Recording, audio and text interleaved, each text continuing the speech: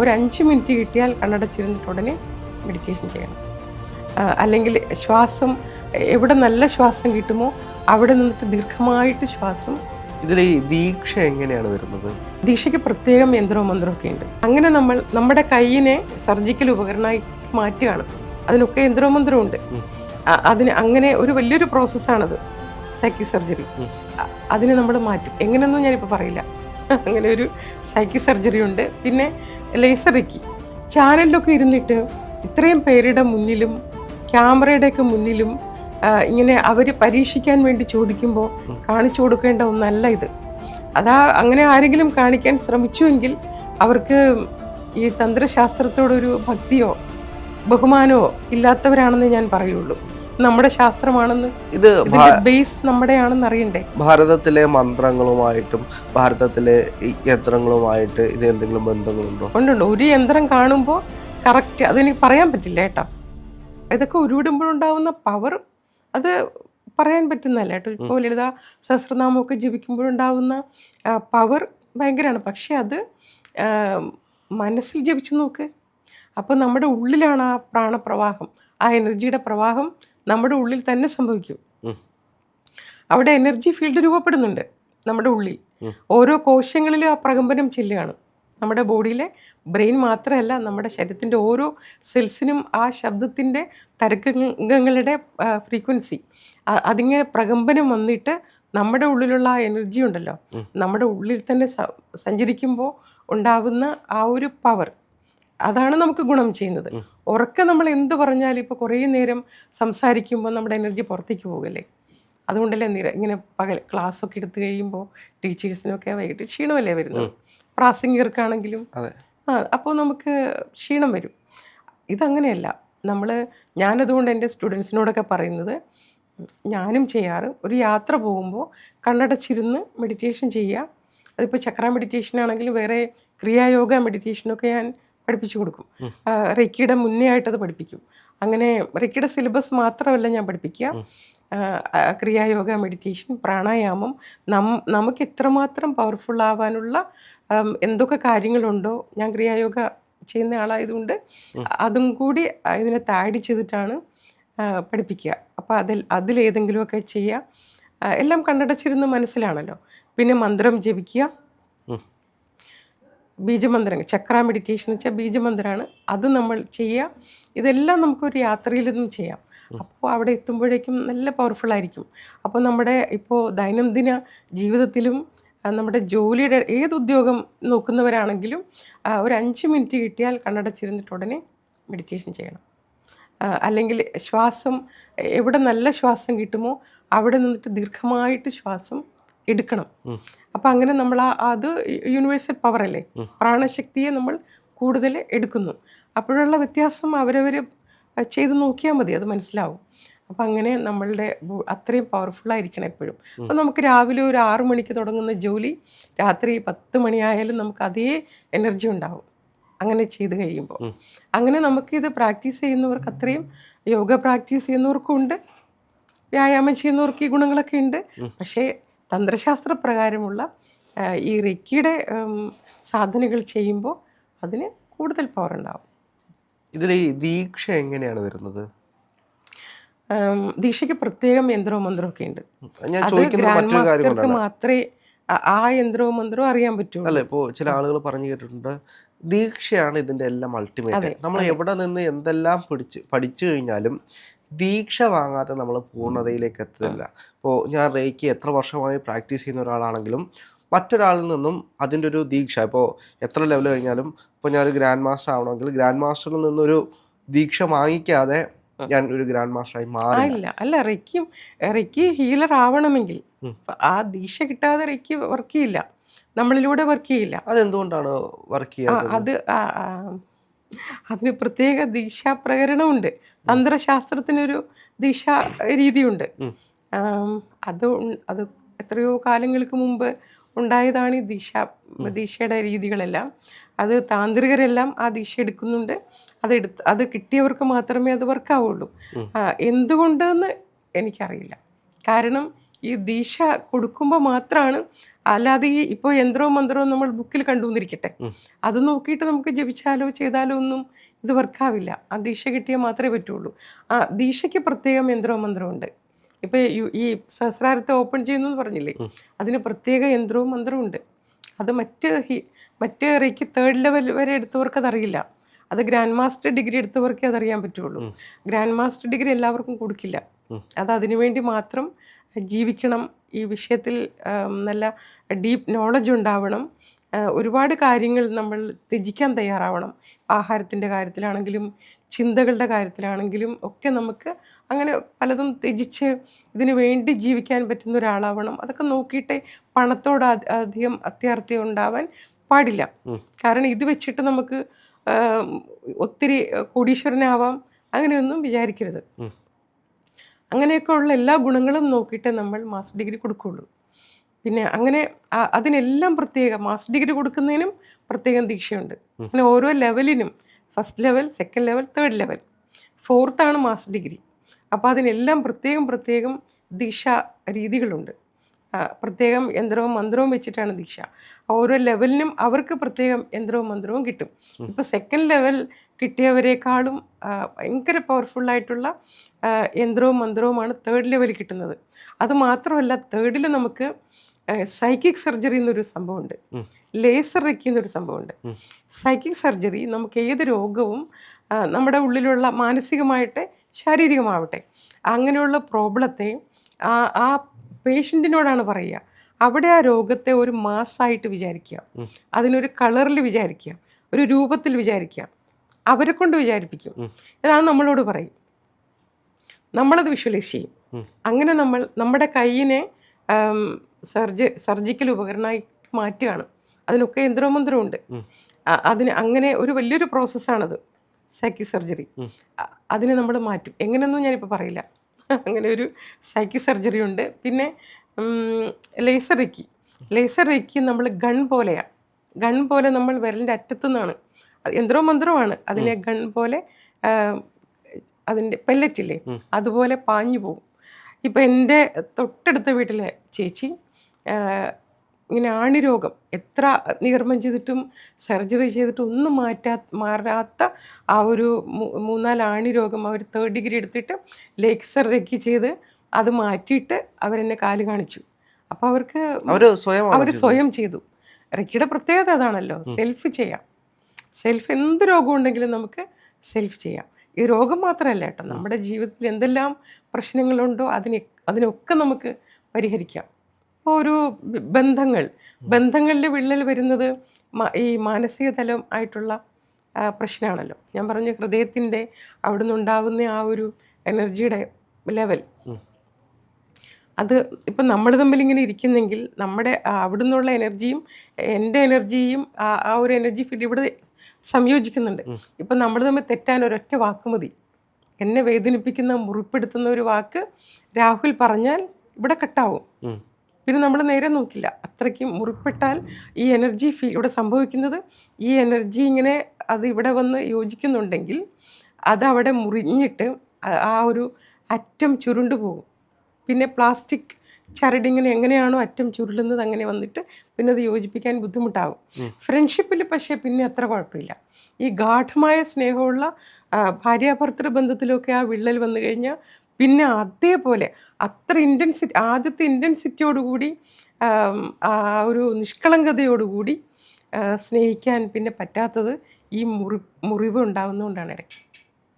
അപ്പം ഇങ്ങനെയൊക്കെ അതിനകത്തൊക്കെ ഈ എനർജി ലെവലാണ് പ്രവർത്തിക്കുക. നമ്മുടെ എല്ലാ വ്യക്തി ബന്ധങ്ങളാണെങ്കിൽ ഇപ്പോൾ ചിലർക്ക് ജീവിതത്തിൽ എന്തൊക്കെ പ്രശ്നം ഉണ്ടാവാം, വ്യക്തിബന്ധങ്ങളിങ്ങനെ തകർന്നു പോകുന്ന അവസ്ഥയുണ്ടാവും, സാമൂഹികമായിട്ട് നമുക്കുള്ള പ്രശ്നങ്ങളുണ്ടാവും. ഇതിലെല്ലാം എനർജിയുടെ ഒരു വിഘാതമാണ് അവിടെ കാരണം. എനർജി ലെവലിലാണ് ആ വ്യത്യാസം വരുന്നത്. ഇതിനെ നമുക്ക് റെക്കി കൊണ്ട് പരിഹരിക്കാം.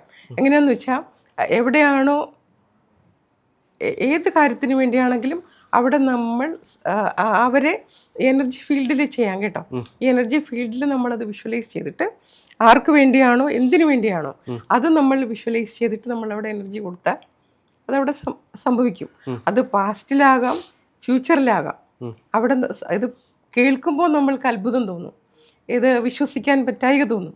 പക്ഷെ ഇത് അനുഭവിച്ച് തന്നെ അറിയണം. നമ്മൾ ഒരുപാട് പേര്, നമ്മുടെ ഡോക്ടേഴ്സ് തന്നെ, എൻ്റെ അടുത്ത് ഒരുപാട് ഡോക്ടേഴ്സ് റേക്കി എടുത്തിട്ടുണ്ട്. അത് അലോപ്പതി ആണെങ്കിലും ആയുർവേദ ആണെങ്കിലും. അവരിങ്ങനെ പൊതുവെ അവരുടെ വ്യക്തിബന്ധങ്ങളിലൊക്കെയുള്ള പ്രശ്നങ്ങളാവും, കുടുംബ ബന്ധങ്ങളിലെ പ്രശ്നമാവും. അതിനൊക്കെ ഞാൻ അവരോട് റേക്കി ദീക്ഷ എടുക്കാനാണ് പറയുക. എന്ത് പ്രോബ്ലം പറഞ്ഞാലും അവർ അത് ചെയ്യുമ്പോൾ, അവർ പ്രാക്ടീസ് ചെയ്യുമ്പോൾ അതെല്ലാം ശരിയായിട്ടിപ്പോൾ എല്ലാവരും നന്നായിട്ട് ജീവിക്കുന്നു. എല്ലാ പ്രശ്നങ്ങളും ഞാൻ സാധാരണക്കാരുടെ പറയാതെ ഡോക്ടേഴ്സിൻ്റെ കാര്യം എടുത്തു പറയാൻ കാരണം അവർ സയൻസൊക്കെ പഠിച്ചവരാണല്ലോ. അതുകൊണ്ടാണ് ഞാനത് എടുത്തു പറയാൻ കാരണം. അപ്പോൾ ഇതെല്ലാം എല്ലാത്തിലും നമുക്ക് എനർജി കൊണ്ട് പരിഹരിക്കാം. പക്ഷെ ഒരു വിഷയം എന്ന് വെച്ച് കഴിഞ്ഞാൽ, ഇപ്പോൾ ലൈവായിട്ട് എന്തെങ്കിലും പ്രോഗ്രാംസ് നടക്കുമ്പോൾ, തർക്കങ്ങൾ നടക്കുമ്പോൾ, ഇത് ശരിയാണ്, ഇത് തെറ്റാണ്, ഇത് നടക്കത്തില്ല എന്ന് പറഞ്ഞ് അങ്ങോട്ടും ഇങ്ങോട്ടും തർക്കങ്ങൾ നടക്കുന്ന വേദികളിൽ അവർ ചോദിക്കുകയാണ്, എന്നാൽ നിങ്ങൾ നിങ്ങളുടെ ശക്തി പ്രകടിപ്പിക്കൂ എന്ന് പറഞ്ഞു കഴിഞ്ഞാൽ പലപ്പോഴും ഇത് കാണിക്കുന്ന ആളുകൾക്ക് അവിടെ പാളിപ്പോകുന്നൊരു സാഹചര്യമുണ്ട്. അതെന്തുകൊണ്ടാണ് ഒരു ലൈവ് വേദിയിൽ? ഇപ്പോൾ മാം തന്നെ പറഞ്ഞു ഇവിടെ ഇരുന്ന് കാണിക്കാനുള്ള ബുദ്ധിമുട്ടുണ്ടെന്ന്. അതെന്തുകൊണ്ടാണ്? അപ്പോൾ എന്നോട് ഇങ്ങനെ ഒരു വേദിയിൽ ഒന്ന് എക്സ്പ്ലെയിൻ, അതൊന്ന് ഡെമോൺസ്ട്രേറ്റ് ചെയ്യാൻ പറയുകയാണെങ്കിൽ ഞാൻ ചെയ്യില്ല.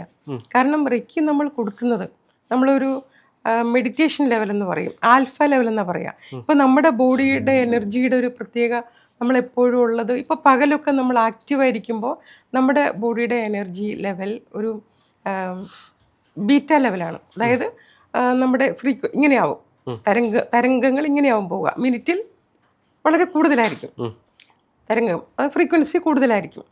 അപ്പോൾ അത് കഴിഞ്ഞ് ആൽഫ ലെവലിലേക്ക് വരുമ്പോൾ മിനിറ്റിലൊരു 4 to 7 അങ്ങനെ വരുന്നൊരു തരംഗ ദൈർഘ്യമാവും. അതാണ് മെഡിറ്റേഷൻ ലെവൽ. കുറച്ചുകൂടി ഡീപ്പായിട്ട് പോകുമ്പോൾ തീറ്റ ലെവലാവും. അപ്പോൾ കുറച്ചുകൂടി കാമാകും. നമ്മളുടെ ബോഡിയുടെ എനർജിയുടെ ആ ഒരു ലെവൽ കുറച്ചുകൂടി, ആ ഒരു താളമുണ്ട്, നമ്മുടെ ബോഡിയിൽ ഒരു എനർജിയുടെ താളമുണ്ട് ഞാൻ പറഞ്ഞു. അതിങ്ങനെ പോകും. പിന്നീട് നല്ല ഉറക്കത്തിലേക്ക് വഴുതി ഉറക്കത്തിൻ്റെ സമയത്ത് അത് ഡെൽറ്റ ലെവലാവും. അപ്പോൾ ആൽഫ തീറ്റ ലെവലിലാണ് നമ്മൾ എത്തേണ്ടത്. നമ്മൾ റെക്കി പ്രാക്ടീസ് ചെയ്യുമ്പോൾ, മെഡിറ്റേഷൻ ചെയ്യുമ്പോഴെല്ലാം ആ ഒരു ലെവലിലേക്ക് വന്ന്, ഇപ്പോൾ നമ്മൾ റെക്കി ചെയ്യാൻ വേണ്ടി പോകുമ്പോൾ നമ്മൾ അങ്ങനെ ഒരു റിലാക്സേഷൻ മൂഡിലേക്ക് വരാനുള്ള രീതികളുണ്ട്. അങ്ങനെ വന്നതിന് ശേഷം പേഷ്യൻറ്റിനെയും അല്ലെങ്കിൽ അത് റിസീവ് ചെയ്യുന്ന ആരാണോ അവരെ നമ്മൾ ആ ഒരു ലെവലിലേക്ക് കൊണ്ടുവന്നിട്ട് വേണം, അതിൽ മാത്രം ലയിച്ച് നിന്നിട്ട് വേണം അത് ചെയ്യാൻ. അപ്പം നമ്മളും ഈ പ്രപഞ്ചവും മാത്രമേ ഉള്ളൂ, മുന്നിലുള്ള ആൾ പോലും ഇല്ല നമ്മുടെ ഉള്ളിൽ. ഒരു റെക്കി ഹീലർ കണ്ണടച്ചിട്ട് യന്ത്രം വിഷ്വലൈസ് ചെയ്ത് മന്ത്രം ജപിച്ചുകൊണ്ട് യൂണിവേഴ്സും ആ പവർ നമ്മുടെ ഉള്ളിലൂടെ വരുന്നതായിട്ട് അത് വിഷ്വലൈസ് ചെയ്യുന്നു, പിന്നെ കയ്യിലൂടെ ഇറക്കി കൊടുക്കുന്നു. ഞാനാണെങ്കിൽ അത്ര സമയം കണ്ണടച്ചിട്ടേ കൊടുക്കുകയുള്ളൂ. അത്രയും ആ ഒരു ലെവലിൽ നിന്നിട്ട് ഇപ്പോൾ ദീക്ഷയൊക്കെ കൊടുക്കുന്ന സമയത്ത് എൻ്റെ വീടിൻ്റെ അടുത്തുള്ളവർക്ക് വരെ അറിയാം ഇവിടെ ദീക്ഷ ഉണ്ടെന്ന്. അവർ പോലും ഒരു ശബ്ദം ഉണ്ടാക്കില്ല. നമ്മുടെ വീട്ടിൽ ഉള്ളവർക്കും അറിയാം അവിടെ ശബ്ദം പാടില്ല. അത്ര പോലും നമ്മളെ ആ ഒരു അങ്ങനെ ഒരു അവസരത്തിൽ നിന്നിട്ട് വേണം, അങ്ങനെ ഒരു അന്തരീക്ഷത്തിൽ നിന്നിട്ട് വേണം ദീക്ഷ പോലും കൊടുക്കുന്നത്. കാരണം കൊടുക്കുന്ന ആ സമയം നമ്മുടെ ഉള്ളിലുള്ളൊരു എനർജിയുടെ ഒരു വേരിയേഷൻ ഉണ്ടല്ലോ, അതുപോലും വരാതെ നിന്ന് കൊടുക്കുന്നതാവും നല്ലത്. അപ്പോൾ അങ്ങനെ കൊടുക്കേണ്ട ഒരു കാര്യം, ചാനലിലൊക്കെ ഇരുന്നിട്ട് ഇത്രയും പേരുടെ മുന്നിലും ക്യാമറയുടെയൊക്കെ മുന്നിലും ഇങ്ങനെ അവർ പരീക്ഷിക്കാൻ വേണ്ടി ചോദിക്കുമ്പോൾ കാണിച്ചു കൊടുക്കേണ്ട ഒന്നല്ല ഇത്. അങ്ങനെ ആരെങ്കിലും കാണിക്കാൻ ശ്രമിച്ചുവെങ്കിൽ അവർക്ക് ഈ തന്ത്രശാസ്ത്രത്തോടൊരു ഭക്തിയോ ബഹുമാനമോ ഇല്ലാത്തവരാണെന്ന് ഞാൻ പറയുള്ളൂ. അതങ്ങനെ കൊടുക്കും. ഇതൊരു നിഗൂഢശാസ്ത്രം എന്നാണ് പറയുക. കാരണം ദീക്ഷ എടുത്തവരല്ലാതെ, ഇതിനോട് ഏറ്റവും പാഷനുള്ളവരല്ലാതെ ഇതിലേക്ക് വരില്ല. മെഡിറ്റേഷനിൽ ഇരിക്കാൻ പറ്റുന്നവർക്കല്ലേ പറ്റും. മെഡിറ്റേഷനിൽ ഒട്ടും ഇരിക്കാൻ പറ്റാത്ത ആൾക്കാരുണ്ട്. എന്നുവെച്ചാൽ എപ്പോഴും സംസാരിച്ചു കൊണ്ടേ ഇരിക്കുക, വായടച്ചു വെക്കാൻ അറിയാത്ത ആൾക്കാരുണ്ട്. അവർക്ക് ഒരിക്കലും ഒരു 10 മിനിറ്റ് മെഡിറ്റേഷൻ പറ്റില്ല. അപ്പോൾ മെഡിറ്റേഷനിൽ ഇരിക്കാൻ പറ്റുന്നവരും ഉള്ളിലേക്ക് ഇന്ദ്രിയങ്ങളെ മടക്കിക്കൊണ്ടുവരാൻ പറ്റുന്നവർക്കും അങ്ങനെയൊക്കെ ഉള്ളവർക്ക് ഇതൊക്കെ പഠിക്കാൻ പോലും പറ്റുള്ളൂ. അല്ലെങ്കിൽ ഇതിനോട് അത്ര പാഷൻ വേണം. അപ്പോൾ ഇത് പഠിച്ചവർക്ക് ഇതിനോട് വളരെ ഭക്തി വരും. ഭക്തി എന്ന് ഞാൻ ഉദ്ദേശിച്ചത് ഭയങ്കര ഒരു അറ്റാച്ച്മെൻറ്റ്, ഇഷ്ടം. അപ്പം അങ്ങനെ ഉള്ളവർ ഇങ്ങനെ പരീക്ഷിക്കാൻ വേണ്ടി നിന്ന് കൊടുക്കാൻ പാടില്ല. പരീക്ഷിക്കാൻ വേണ്ടി ഒരാൾ റെക്കി ഹീലിംഗ് ചോദിച്ചാൽ പോലും കൊടുക്കരുത്. അയാൾ ആത്മാർത്ഥതയോടെ കിട്ടണം എന്ന് ആഗ്രഹിച്ചിട്ട് നമ്മളോട് ചോദിക്കും കൊടുക്കാം. എങ്കിലും ഒരാൾക്ക് ഡിസ്റ്റൻസ് കൊടുക്കുമ്പോൾ അവരറിയണമെന്നൊന്നുമില്ല, എവിടെ ഇരിക്കുന്നവർക്കും നമുക്ക് കൊടുക്കാം. ഇപ്പോൾ രോഗികളൊക്കെ നമുക്ക് വരുമ്പോൾ അവർക്ക് വളരെയധികം മരുന്നുകൊണ്ടും മാറ്റാത്ത തരം പ്രോബ്ലമുണ്ട്, അവരൊരുപാട് വിഷമിക്കുന്നുണ്ട്, എങ്കിലും നമുക്ക് അവരോട് പറയാതെ തന്നെ നമുക്ക് ഹീലിംഗ് കൊടുക്കാം. അത് റിസീവ് ചെയ്യും. ചില ആളുകളുണ്ട്, ഇപ്പോൾ അവരെ ഇപ്പോൾ ഭാര്യമാരായിരിക്കും വിളിക്കുന്നത്, ഭർത്താവിന് ഇതിലൊന്നും ഒരു വിശ്വാസവും ഇല്ലാത്ത ആളുകളായിരിക്കും, പക്ഷെ ഡിസ്റ്റൻസ് ആയിട്ടൊരു ഹീല് കൊടുക്കണം. അപ്പോൾ അങ്ങനെ ചെയ്യുമ്പോൾ ഇവർക്കത് ഫലവത്താവുമോ എന്നൊരു ചോദ്യം. ഒട്ടും വിശ്വാസമില്ലാത്ത ഭർത്താക്കന്മാരുടെ ഭാര്യമാര് റെക്കിയെടുക്കാൻ വരാറുണ്ട്. ക്രമേണ അവര് ശരിയായി വരിക ചെയ്യാം, അവരൊന്നും അവരോട് പറയണ്ട. ക്രമേണ അവര് എത്രയോ പേര് ഇതുപോലുള്ള ഇതിങ്ങനെയുള്ള ഒന്നിലും വിശ്വാസമില്ലാത്ത ഭർത്താക്കന്മാര് ഭാര്യമാരെ ക്രമേണ അവരുടെ മനസ്സ് മാറിയിട്ട് കൊണ്ടുവന്ന് ആക്കാറുണ്ട് ക്ലാസ്സിന്. ഇപ്പോൾ ഈ റേക്കിയിൽ പലപ്പോഴും ഒരുപാട് പേരുടെ ഇൻ്റർവ്യൂസ് എടുത്തിട്ടുണ്ട്. അപ്പോൾ അവരെല്ലാം സിമ്പിൾസ് എന്നാണ് പറയുന്നത്. ഇപ്പോൾ മാം പറയുന്നത് പക്ഷെ അത് യന്ത്രം എന്നാണ്. അപ്പോൾ ഈ യന്ത്രവും സിമ്പിളും തമ്മിൽ വ്യത്യാസമുണ്ടോ, അതോ രണ്ടും ഒന്ന് തന്നെയാണോ? അതായത് ഇംഗ്ലീഷുകാരാണല്ലോ കൂടുതൽ, ഈ അമേരിക്കൻ മറ്റ് രാജ്യങ്ങളെല്ലാം ഈ റെക്കി പഠിക്കുന്നുണ്ട്. അവർക്ക് യന്ത്രം എന്ന് പറയാൻ അറിയില്ല. ഇത് തന്ത്രശാസ്ത്രം ഭാരതത്തിൻ്റെയാണ്, സംസ്കൃതത്തിലാണ് എഴുതിയിട്ടുള്ളത്. നമ്മൾ യന്ത്രം മന്ത്രം എന്നേ പറയുള്ളൂ. പക്ഷേ ഇത് ജപ്പാനിലാണ് ഇത് ഉടലെടുത്തെങ്കിലും ഇതിനെ പുനരാവിഷ്കരിച്ചിട്ടുള്ളതെങ്കിലും മറ്റെല്ലാ രാജ്യങ്ങളിലും റെക്കി പ്രാക്ടീസ് ചെയ്യുന്നുണ്ട്. അപ്പോൾ അവർക്ക് യന്ത്രം മന്ത്രം എന്ന് പറയാൻ അറിയില്ല, ഇത് നമുക്കേ അറിയുള്ളൂ. അതുകൊണ്ട് അവരെല്ലാം സിമ്പിൾസ് എന്ന് പറഞ്ഞു.